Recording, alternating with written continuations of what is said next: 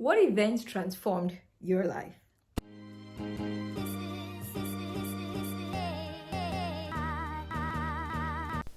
In this week's episode of Mama Talk Talks a Different Take, RhyAnne Clark talks to me about what it's like to have a father on death row. Hi, RhyAnne, and welcome to Mama Talk Talks a Different Take. How are you?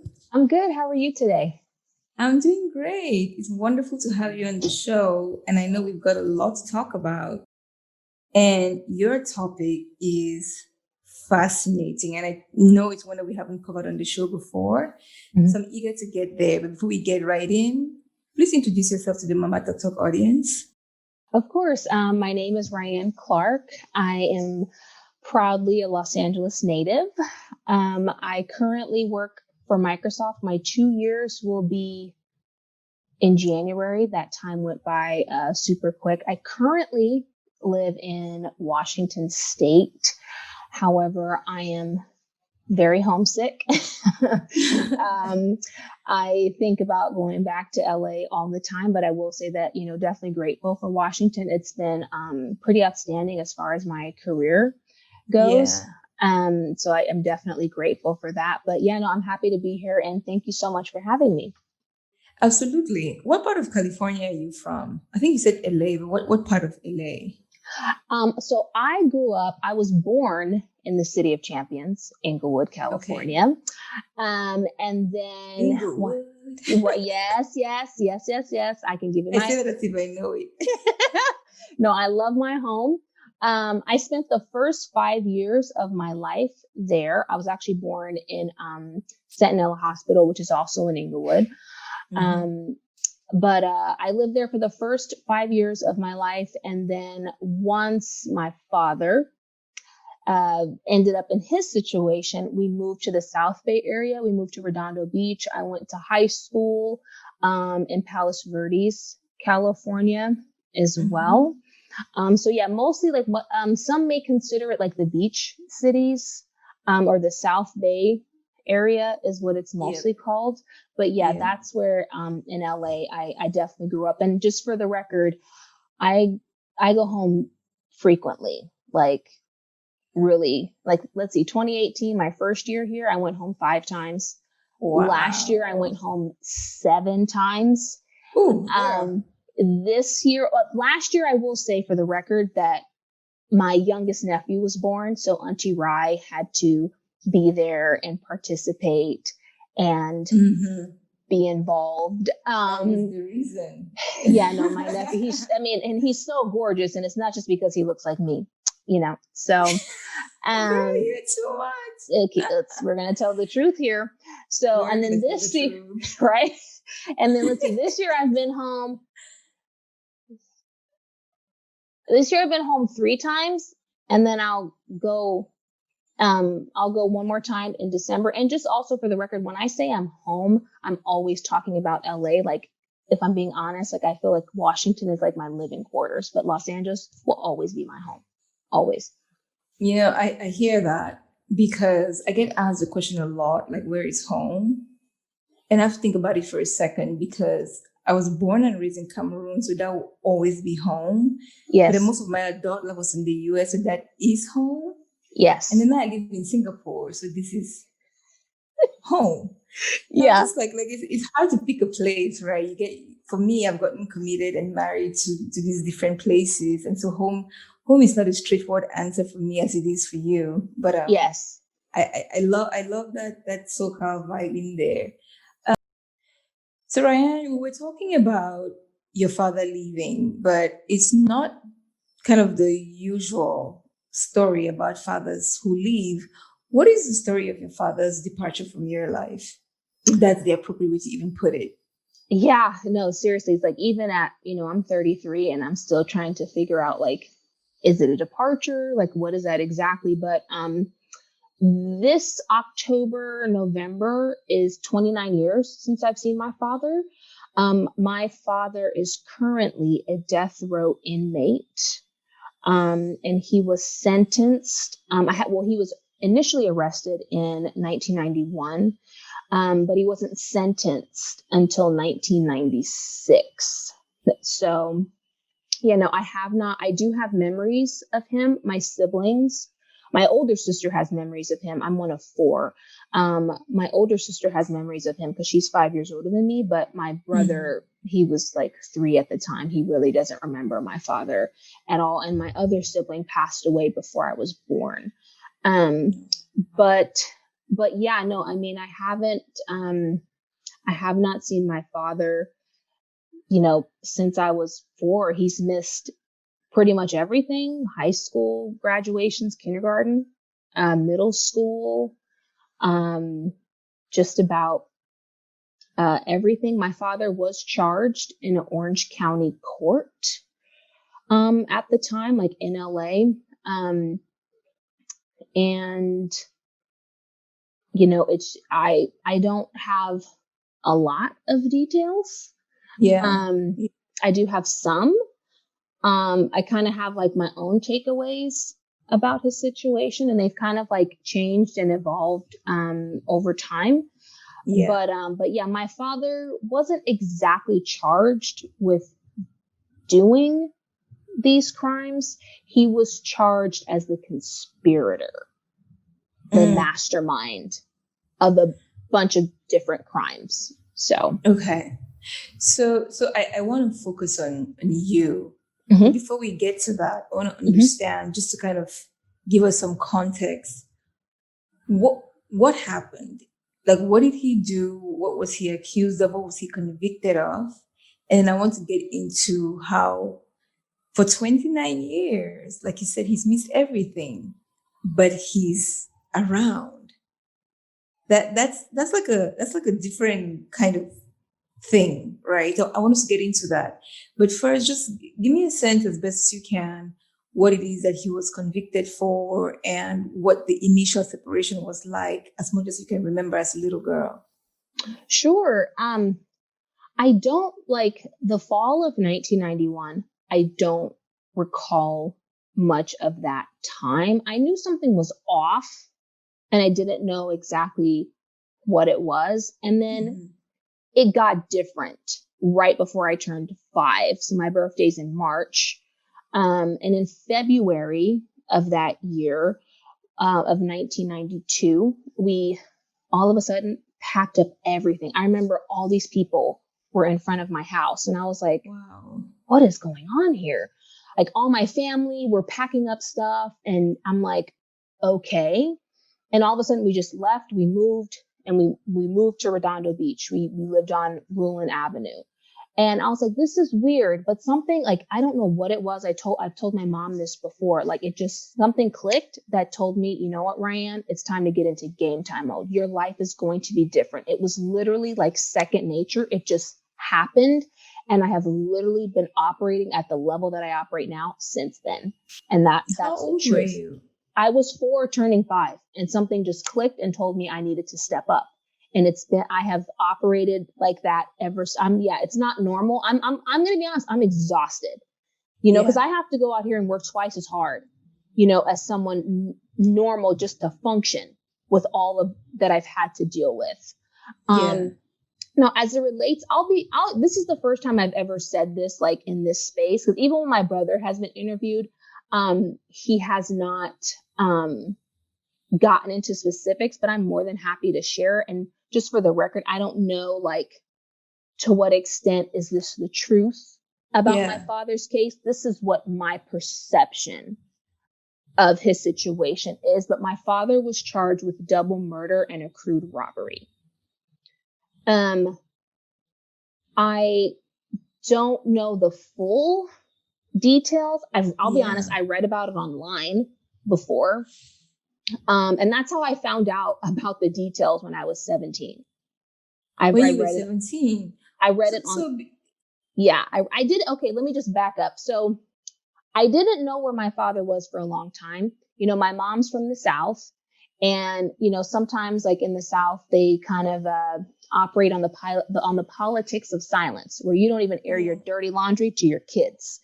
Yeah. So one day when I was like 8 or 9, my maternal grandmother was staying with us. And one day I was playing with my toys. And one day my mom called me and my brother in, and she told us, well, the reason why your father's been gone is because he's incarcerated. And I was like, what? Obviously, tears, meltdown, like, what? Wow. I mean, and I get it, from my mom's perspective, I understand like that's a heavy load, but I'm glad she told us then and didn't wait till I was like, in high school or Yeah. something. And by the time I found out, things had already started to kind of iron itself out, like in terms of his case.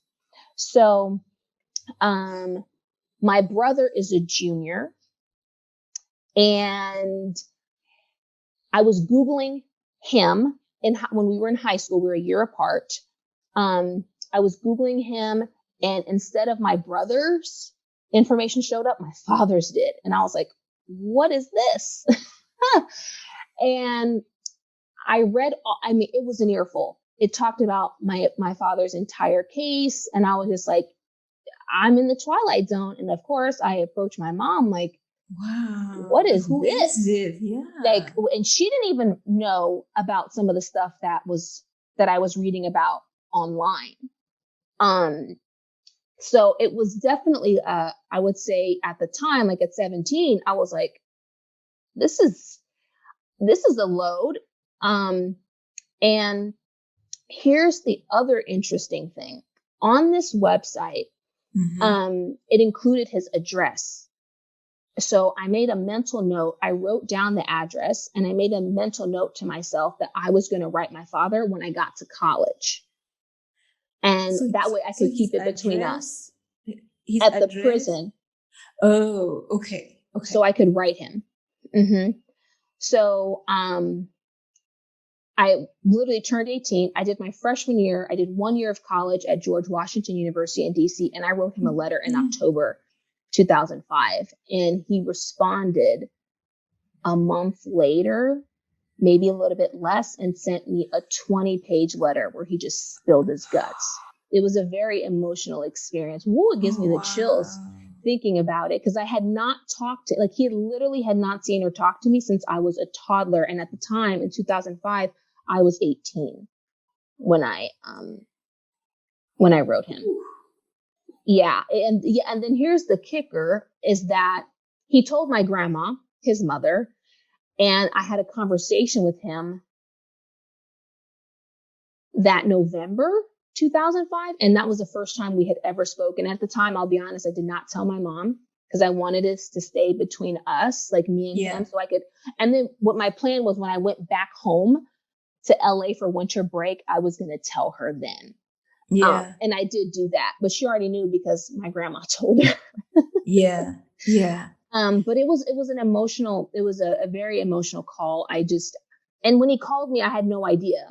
It was kind of I just got this call with my grandma and him on the phone, and my grandma's like, your daddy's on the phone. And I was like, huh? I wasn't like prepared for that at all, but it was definitely nice to kind of hear his voice and stuff. So you share a lot. So I'm just going to start unpacking it, because I find it really, really fascinating. Yes. First things first, as a little girl without your father, before you discovered what happened to him, where did you think your father was? Truthfully, in Georgia. Why did you think that?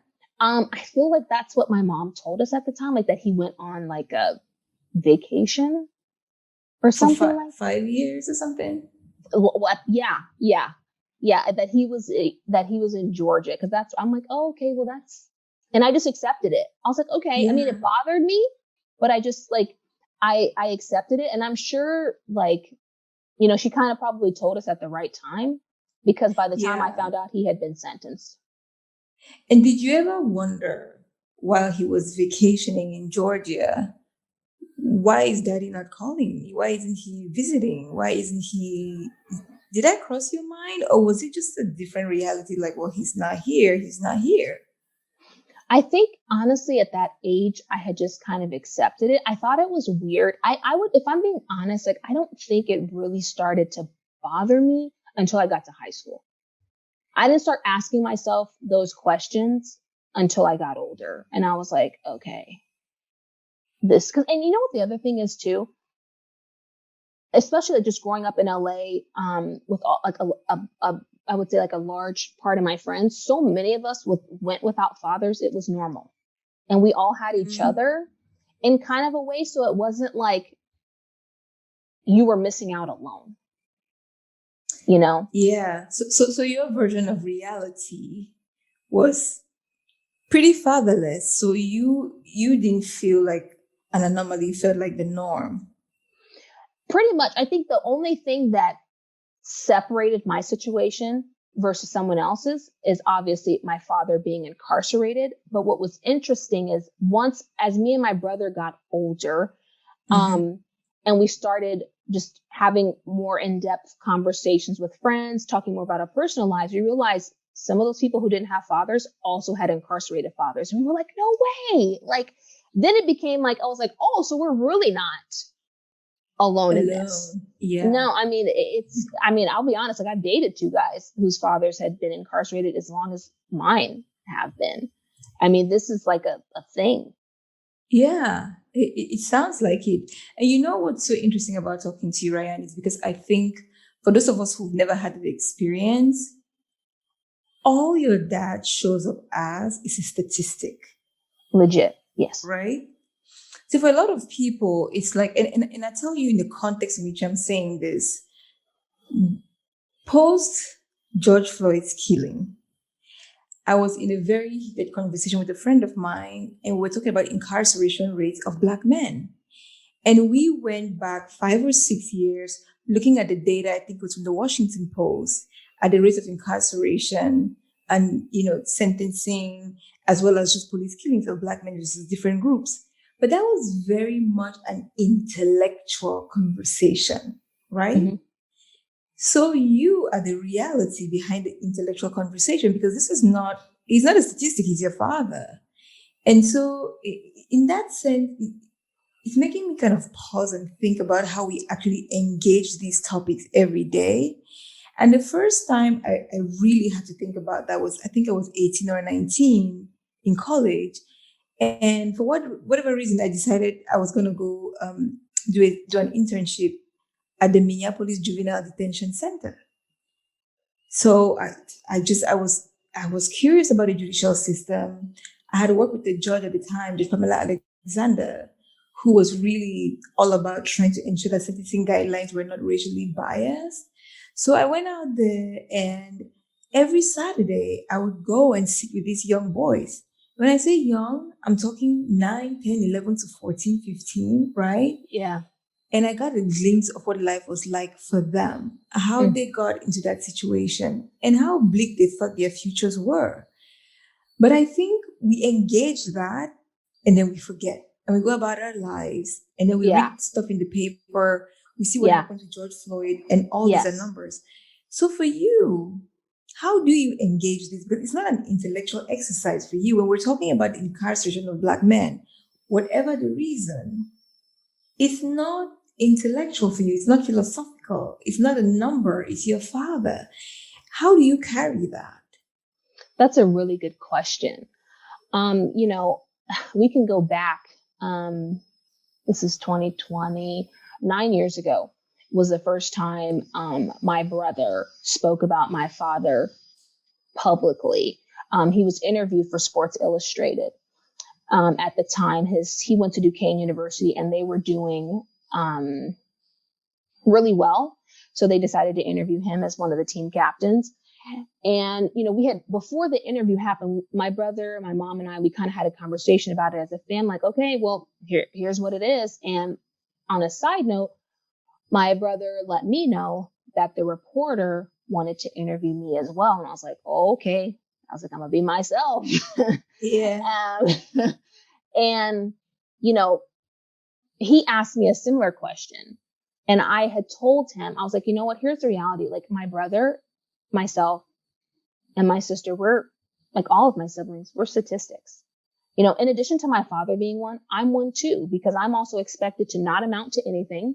I'm supposed to have a life of crime, or I'm supposed to be in the ground. And for my brother, as a Black man, I mean, those statistics are even it's tenfold, Yeah. you know, where it's just like, we're not. So that's why we do have to go out here and work 10 times as hard.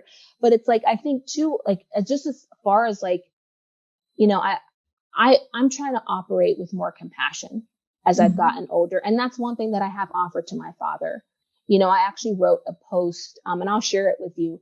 I wrote a post on Instagram one Father's Day because I tell people all the time, like, and I said, like, in the first line of this post, I was like, I haven't had a Father's Day with my father since 1991. I barely know what that holiday is even like. I mean, even with my, I don't know. So it's like on a human level, like for me, I agree with you. This is not an intellectual conversation. For me, like we're talking about someone who's missing out on being a grandparent, who has 3 grandsons that he has not met at all. And they're such beautiful boys and they're so smart and they're all funny.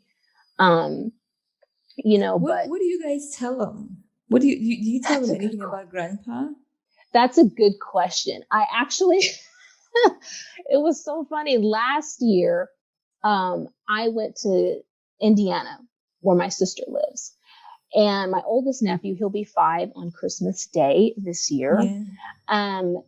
We were talking about, I forgot how we got on the topic, but we were talking about like parenting and we were talking about our parents. And, like I always ask my nephews like silly questions, like, what's your mom's real name? What's your dad's real name? And then like all of a sudden it just turned on me. He goes, well, cause I had said to him, I was like, okay, so me and mommy, we're sisters. She's my older sister.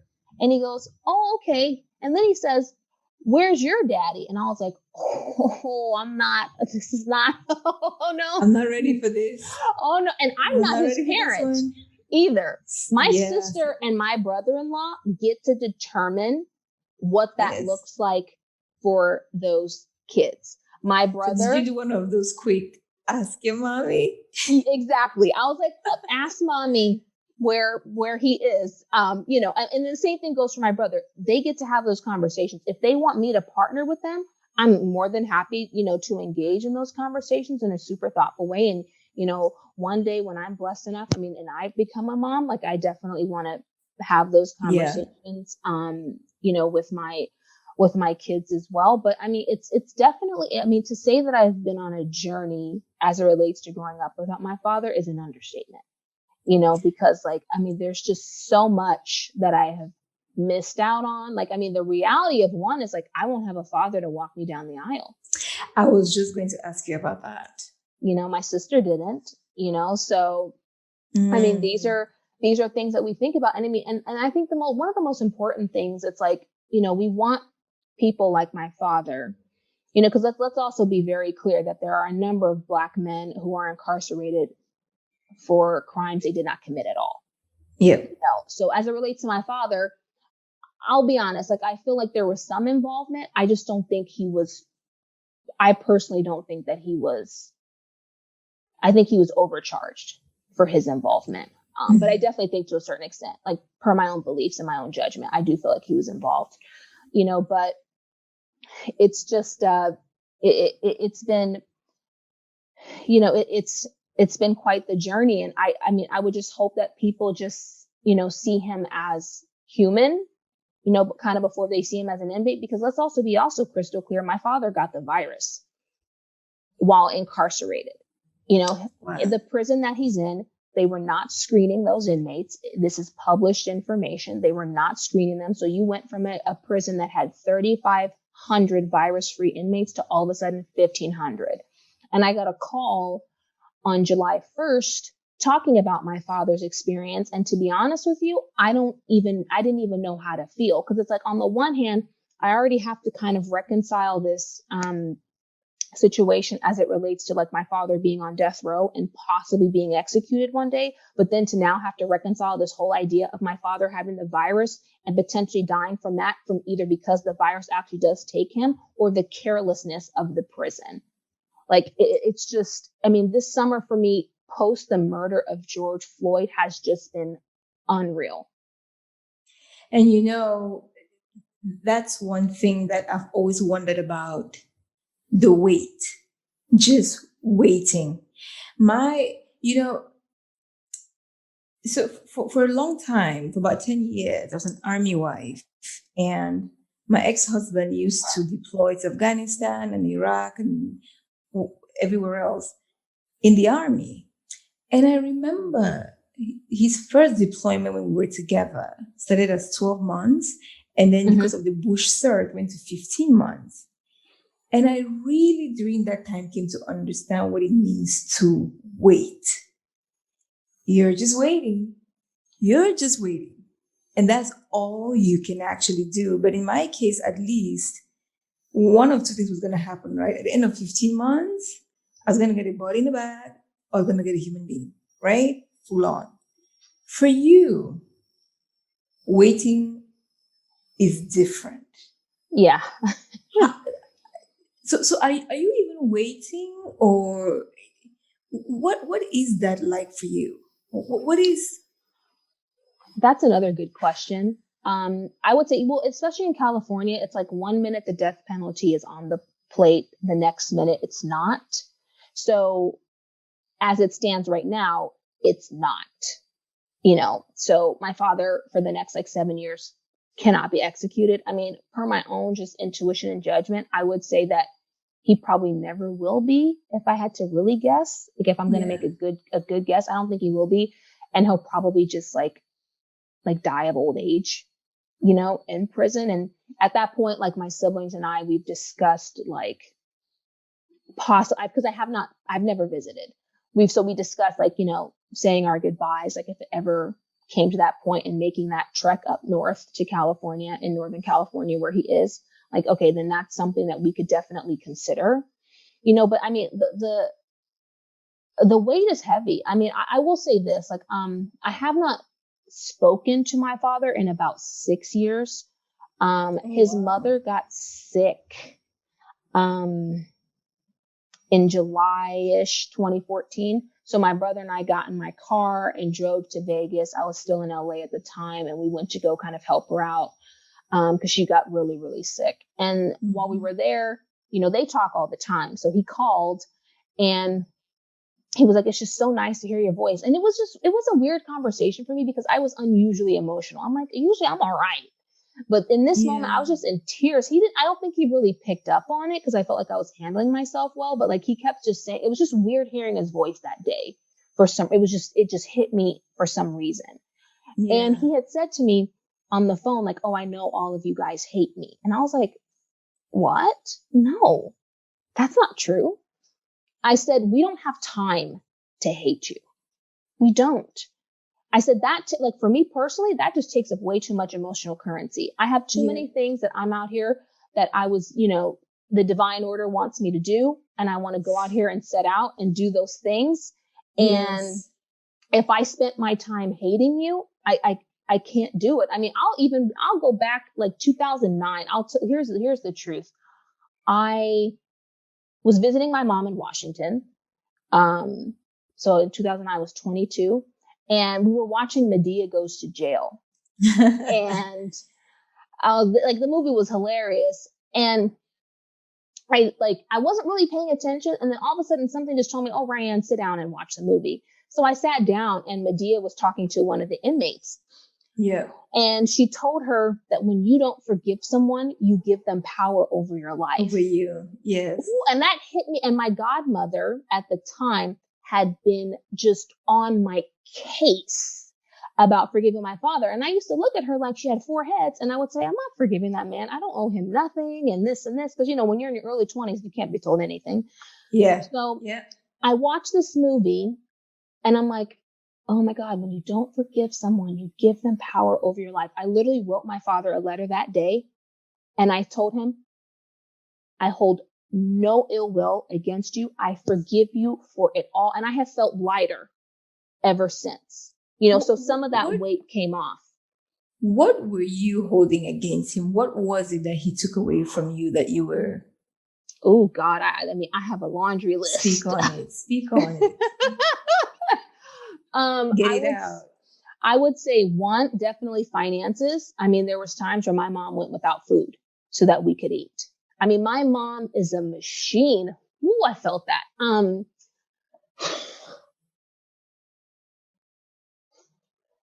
Girl, you can't make me cry.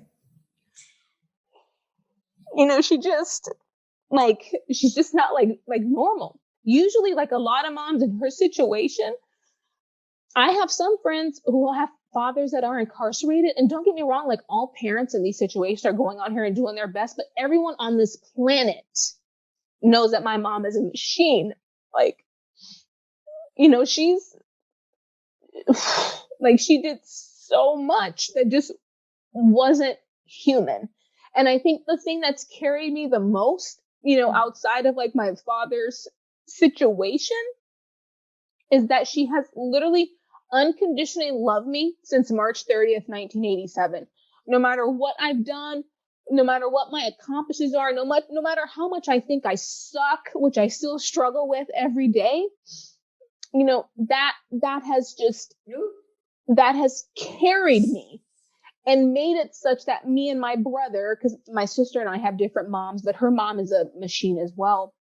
But I mean, that's the thing that has carried us. So, and a lot of the times, like when my father wasn't there, it's like, okay, he wasn't there for us, you know, financially, or just like emotional support, you know, or I mean, we can get real honest. I mean, and talk about how sometimes like my relationships with men and how not having that figure in my life translated for me in not the most positive ways when I was in my 20s.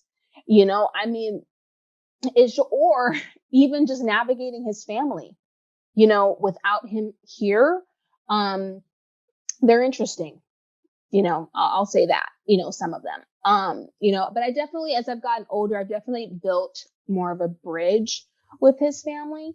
And I would say like, me and a lot of my first cousins, I have like 11 or so first cousins on my father's side, you know, and we're all much closer. A lot of us are the same age, and we've had to, cause even, you know, like my father's brothers, one of them was incarcerated with him. My uncle Eric was actually released this September, from prison. So I'm really happy for him. You know, but I mean, there's just like, as it relates to just my father not being there, I mean, it's just even on holidays or just stuff like that, you just miss out on, I mean, I don't even know like what that's like to just, you know, we take things for granted. I don't know what it's like to just get on the phone and call your dad. Yeah. I don't know. I don't know what that's like. I don't know. I mean, sometimes I forget that I even have one. It's like, but then I look in the mirror sometimes and I have his whole face. You know, so I can't really like, I mean, let's be clear. The only thing I don't have of my father that my brother has are green eyes. Like mine are hazel, but my brother's eyes are like him, but he's like a carbon copy of my mom. You know, but it's things like that. Or if I think about, you know, like not like my mom maybe having to walk me down the aisle one day, like that's just like, or I'll tell you, you know what tears me up is when I like see on YouTube or something, I saw it, my friend sent it to me because her father is also incarcerated in California. They had a father-daughter dance at a prison. I boohoo cried for that one tore me up. I was like, ooh. And these little girls that I was watching, they're so strong. You know, you're 9, you know, going to this prison to do a father-daughter dance. I would be in a corner a mess. I would, you know, like it's too just, early for this. Right. Sorry. Yeah, you know, but you have my tissue box. Wow. Yeah, no, I mean, it's just when I mean, and more than anything, like I honestly, like as it relates to my father's situation, I kind of see it as like a gift and a curse, you know, like I think so. In many ways, I feel like my father and his behavior was problematic. I mean, when my father was incarcerated, he was still in his early 30s. You know, I mean, and at that age, I don't feel like he was really cemented in being an adult, you know, and being a father of 4. But then again, I also have to offer him some compassion because like to have to bury a child when you're that young has to be something that is immensely painful for him. But let's be honest. My father my father told me in a letter once that, you know, he had been in and out of trouble with the law since he was 19. So by the time my older brother passed away when he was young, my father was actually in jail. I found out when he missed his funeral. Wow. So sometimes I could only imagine the guilt of that, then the guilt from being away from your other children. I can only imagine sometimes the things that my father dealt with, and I try to offer him my compassion in that way such that I can maintain my own sanity, because I just don't Yeah. want to be one of these bitter, angry creatures that just won't go reconcile and deal with, the issues at hand. Um, but I definitely think that, like, everyone knows my mom. Like, you can scream Rhonda Yale Lewis Clark from the rafters. They know that my mom is that machine, like, who goes out. Like, she got so much love on her birthday. Like, it was in October. Like, everyone knows that, like, my mom's the glue. Like, my mom is the reason why I am the machine that I am. Like, I owe it all to her. You know, first of all, just, bow down to your mom, because I mean, I'm a single mom, and I know what that walk is like, but I got privilege. It's some things I can afford, right?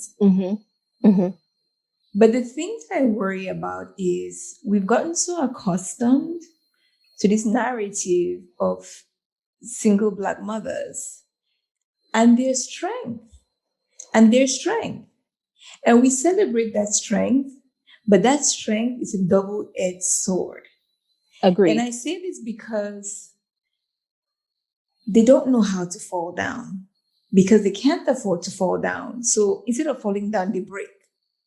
They don't know how to bend because they can't bend. So they break, right? So I've been thinking a lot about how we celebrate Black mothers, especially single Black mothers, and we should. But I'm like, they don't need to be that strong, because it's a good and a bad side to everything. And when you're that strong, people don't even know when you need love, when you need compassion, when you need caring, because you're always the one doing for somebody else. You're the dumping ground for everyone's emotions, for everyone's Yes. needs. You're the Yes. receptacle for Yes. everybody's everything, right? For everybody's Yes. bullshit. And Yes. so when you get to a point where you are breaking apart, even people who want to help you don't know how to help you because they never learned. No. And so you talk about your mom and being a machine, and I'm like, I think about with so much honor and respect, and I think, but what has she given up in that process? What tenderness has she had to give up in that process? What kind of love has she had to give up in that process? Ooh. Right? And there's so much there that we need to unpack as a society, because we will take from these single mothers, we will take because they give and they know how to give, right? And so, I'm talking on two levels, from a personal place, but from a place where, my mom is a single mother too. And I just know it's not easy. It's not easy. And we need to come to a place where we say, put your load down, we're going to carry you. Agreed. You've done your part, mama. Now you need to sit. Yes. Yes.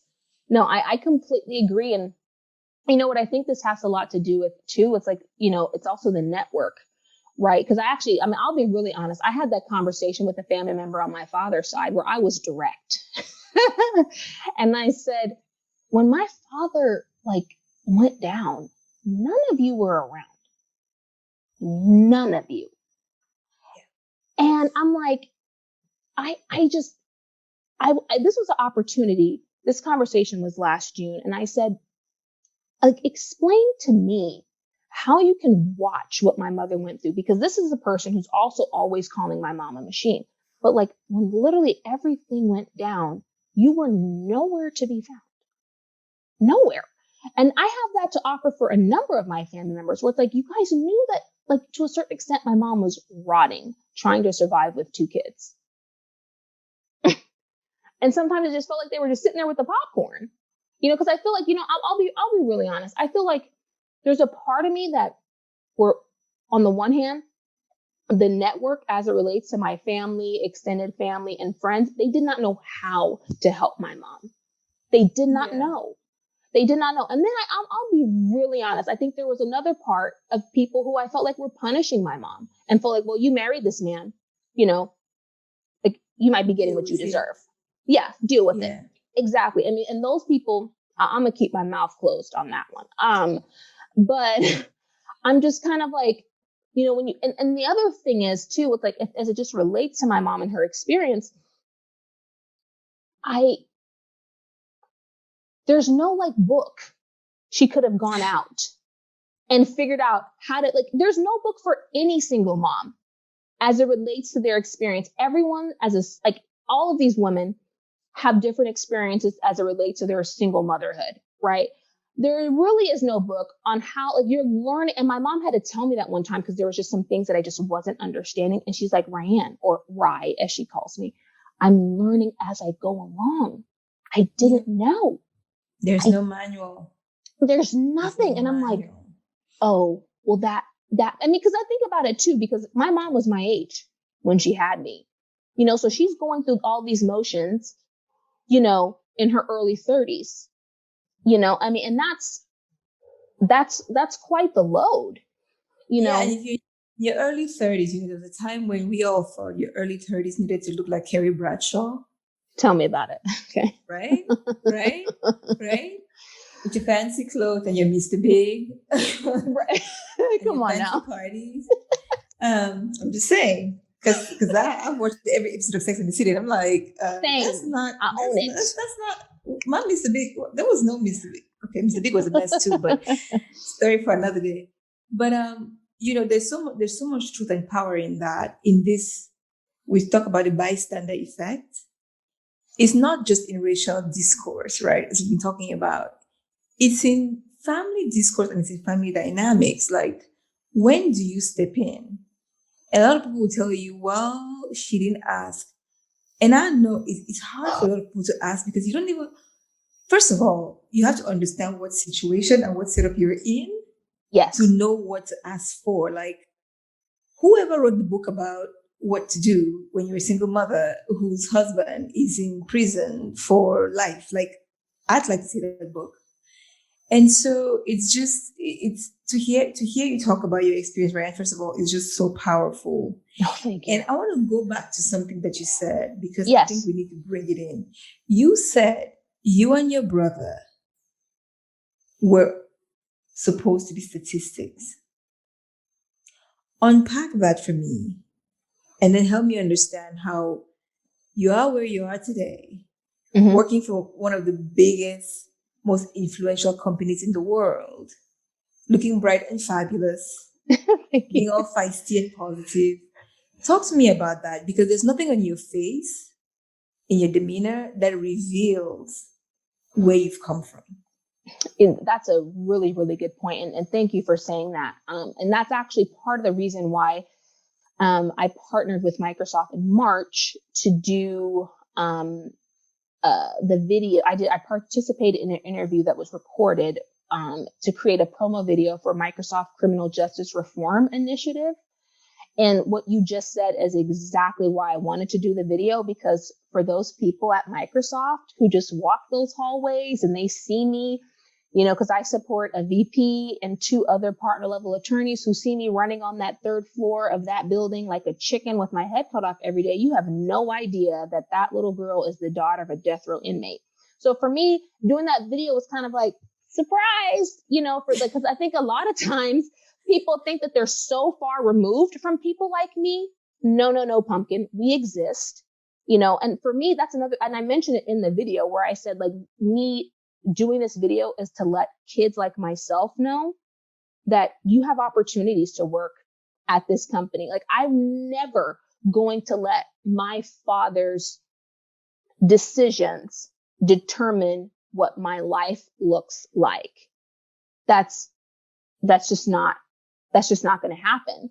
Now, going back to the other part of your question as it relates to us being statistics, I just feel like it's something that's in the air. I mean, because if you think about it, if you read like a lot of stuff, whether it's in the newspaper, you see it on the media, a lot of the rhetoric around just incarcerated men and women, especially incarcerated Black men, is just negative.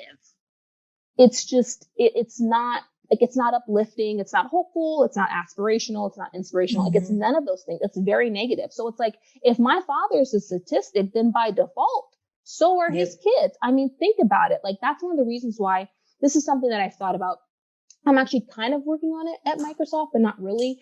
A little bit, but it's still in its beginning stages. And it's not actually something that I thought about doing later in life, like post my babies being in grammar school, where it's like, there are so many kids out there that are like me, and we literally have no resources.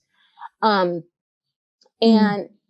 we're just like, I mean, there's like, they have programs set up for these kind of kids or programs set up for these kind of kids. But if you think about millions of Black men and women incarcerated, if they each have 2 kids, that's how many more people are affected by mass incarceration. Like, I think about kids like me.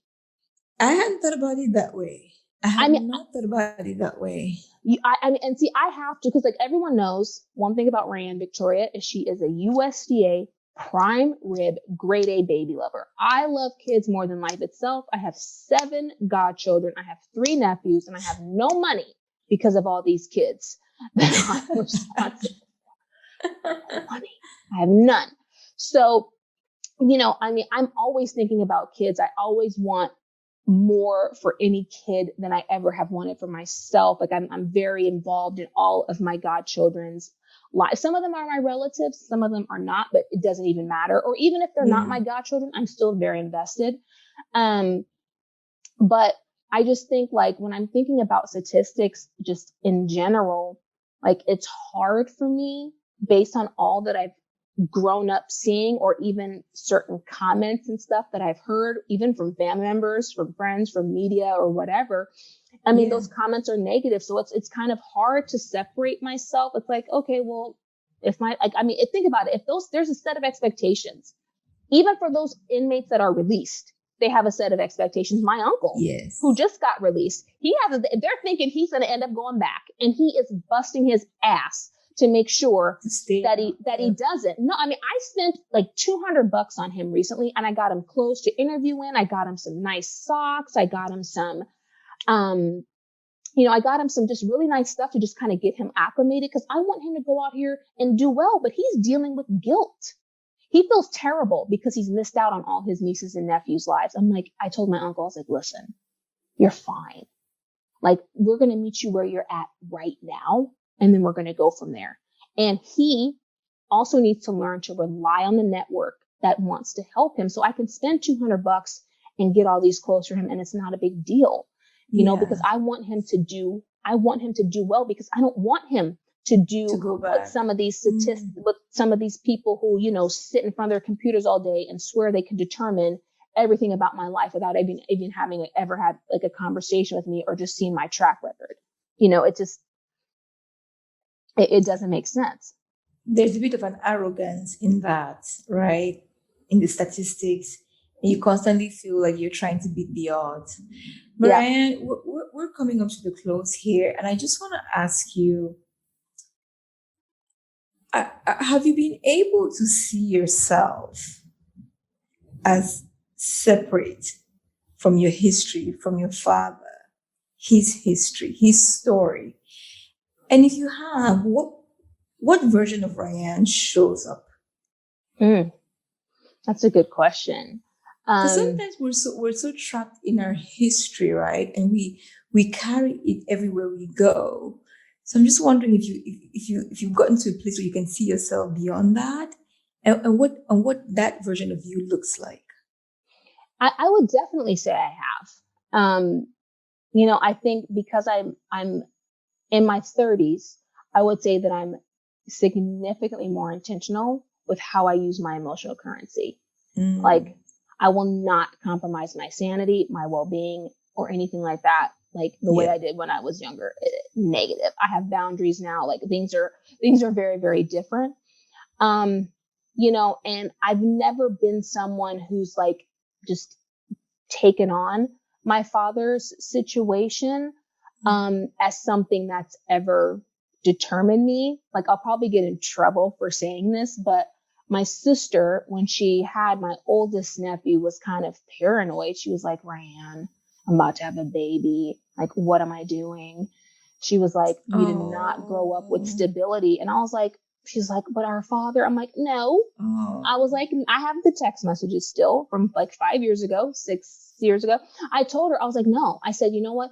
Our father's situation, yeah, it wasn't the best, but it helped make us who we are. And we've grown outside of that. So because of Yeah. our experience, you're going to be able to enrich your son in ways that maybe other parents could not. You know, you're just going to be parenting from a slightly different aspect. We're just slightly, Yeah. our humanness is just a little bit different, you Yeah. know, because of Yeah. our father. I mean, my sister's a monster. My sister has a PhD. You know, my sister's a professor at a university. Like my sister is the one, like she kind of Yeah. set the blueprint because she's one of the older ones. She kind of set the Yeah. blueprint for all of us to level up, you know. I'm like, my big sister she's with it. She's on point. Yep.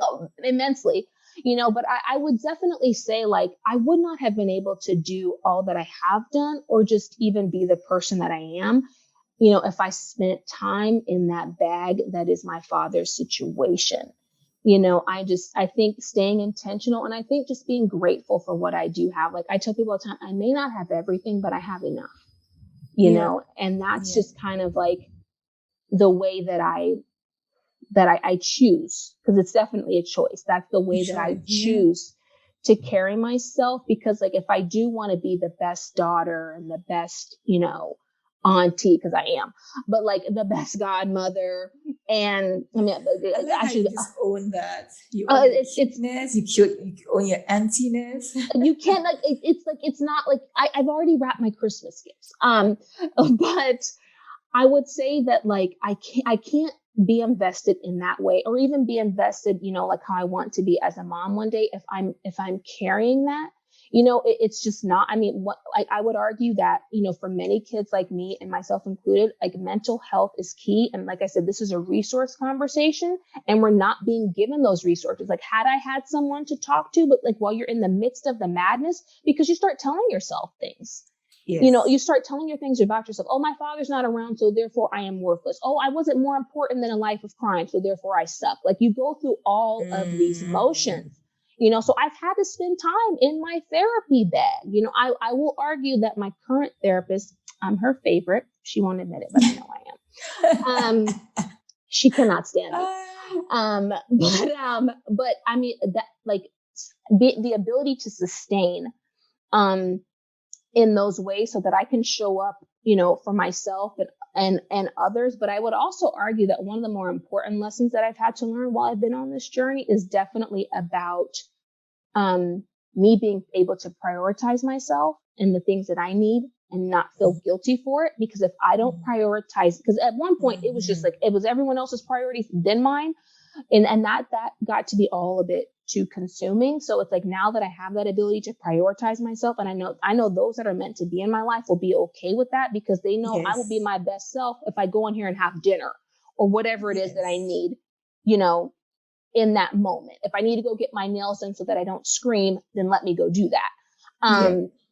You know, so I mean, I think those are kind of the things that have let me see beyond, you know, my father and the prison walls. And I think just that me forgiving him in 2009 and him no longer having that, you know, kind of hover over me, I think is what has just been able, you know, for me to blossom and do and make me kind of the unicorn that I am at Microsoft and get promoted twice in a calendar year.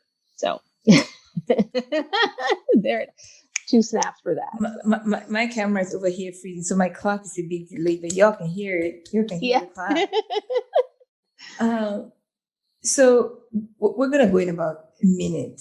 So really quickly, Mhm. what do you want to say to your dad? Mm. What do you want to say to mama? Mm.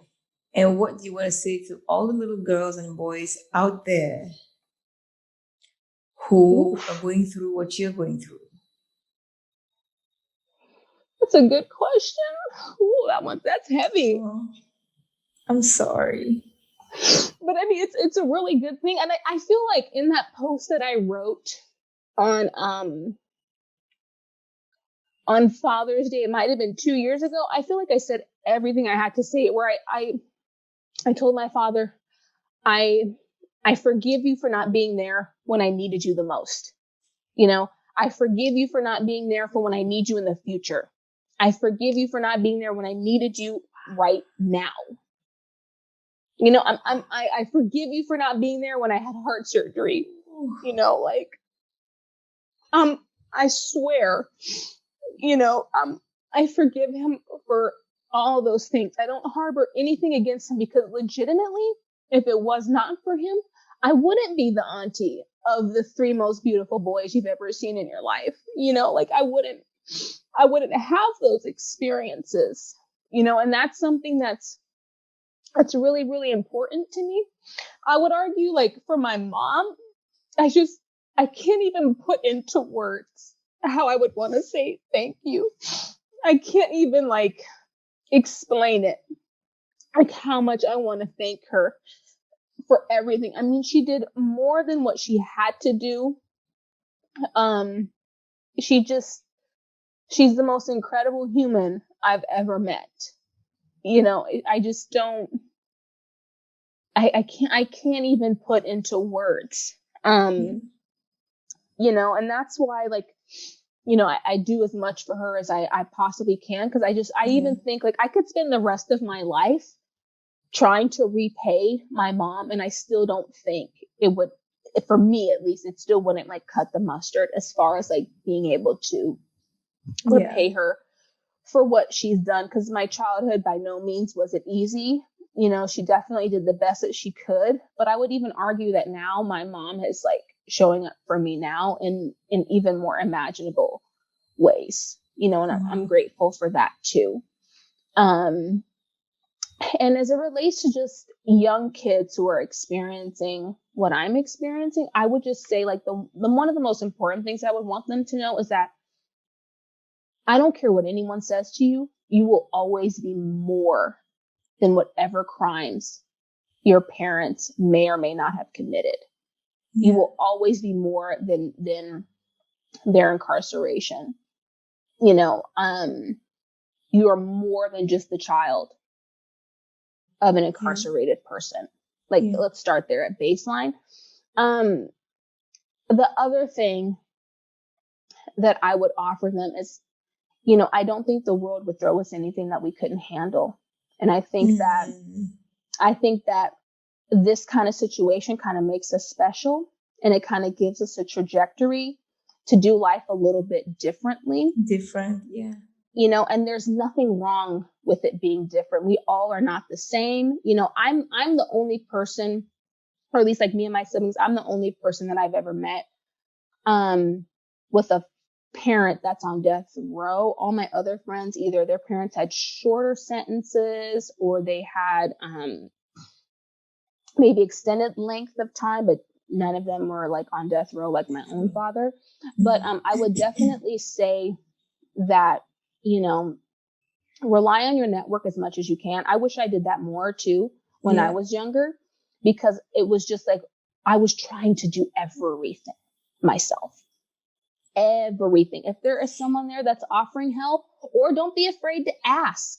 I mean, I had a network and I just chose not to use it. And now, as I'm older, it's like, okay, I'm going to be an adult today. I need help, period. You know, I cannot, as much as people, I'm known for juggling, like, everyone knows, like, when shit hits the fan, I'll get a call, because everyone knows I can get things done on the phone in less than 15 minutes. The same way I operate at work is the same way I operate personally. Like, I just, like, I run myself.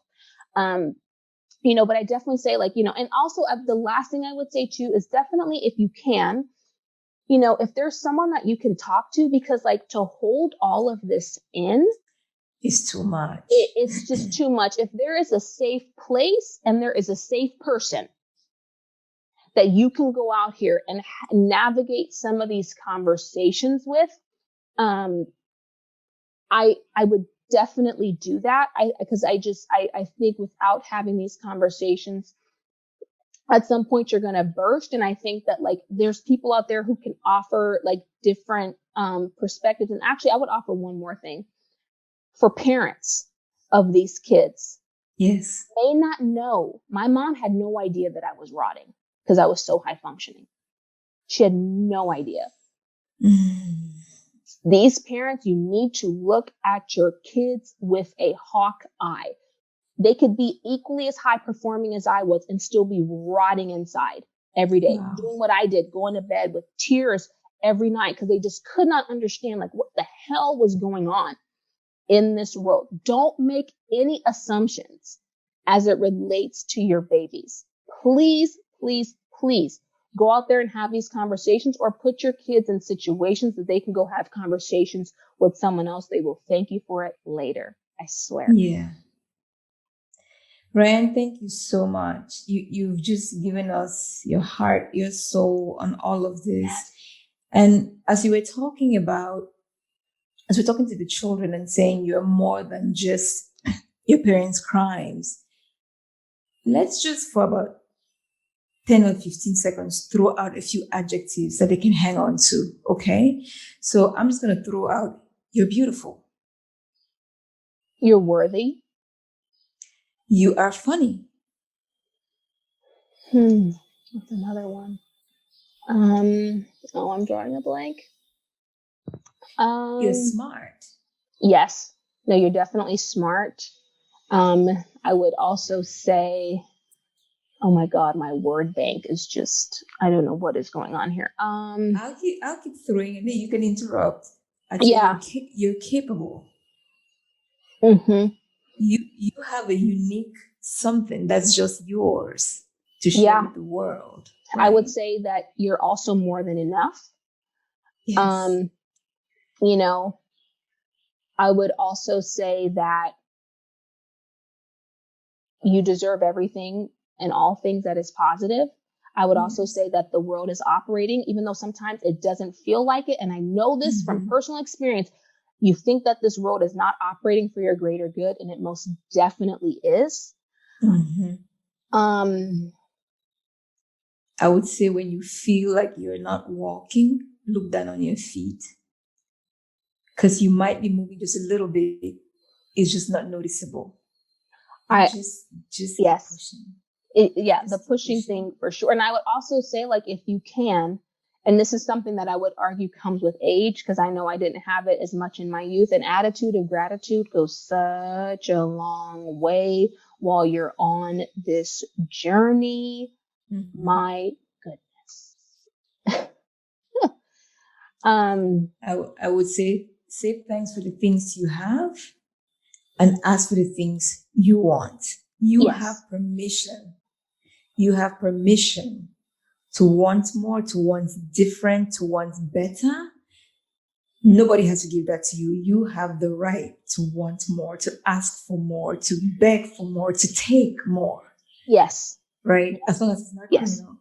Yes. But that is so important, because I think sometimes a lot of us are waiting for permission to be good. To be worthy. So you have permission. Do you? Yes. No, completely agree. Thank you so much. I'm so glad we had this time. Yes. You have made me cry in the morning. I'm glad I wasn't wearing makeup because I've been looking toe up. No, I'm happy. No, thank you for having me today. And it's definitely been quite the release for me, because every once in a while I need one of these to just whoosh, kind of, like just, get me out of Microsoft land and just tap into something else for a few minutes. This has been amazing. And the world needs to hear it. And the world absolutely needs to hear it. Thank you. All right. Thank you so much, RhyAnne.